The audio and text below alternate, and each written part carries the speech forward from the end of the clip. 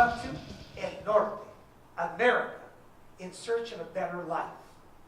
See, in addition to growing up in extreme poverty, my father had witnessed a number of deaths in his family, which were likely preventable. Dad had a sibling that died at childbirth, and that memory stayed with him for the rest of his life. But this was all too common. Polio, infection, illness were all preventable, or at least treatable, but without basic medical care. People got sick, and then they died. That's just the way it was. This concerned my father. So when my mother became pregnant with me, he wanted her to give birth in a hospital. But my grandfather, mi abuelito, being very traditional, said, "No, Javier, esa no es buena idea," and insisted that my mother have the baby in the house with a midwife, as was customary in our family. Now, if you're asking yourself, why was this my grandfather's decision? You're obviously not Latino. He was the patriarch, and among other things, he controlled the money.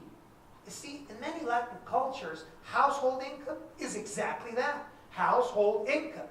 Every member of the family contributes all of their income into the pot, and then the patriarch, or in many cases, the matriarch, makes the decisions on how that family money is to be used.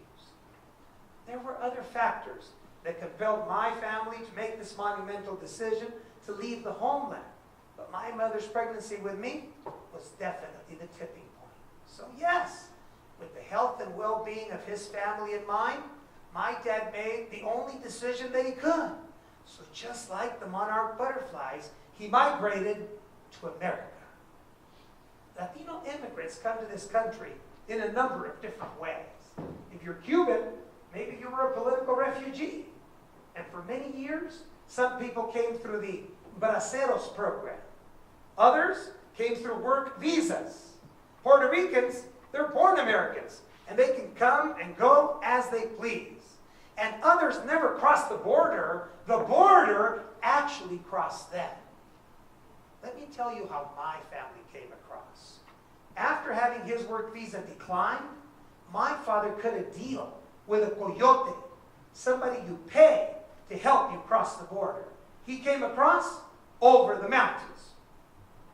Agáchate, Javier, agáchate. Ahí viene el monstruo, ahí viene. Silencio, silencio. Listos para correr. 1, 2, 3. Venga, venga, venga, venga.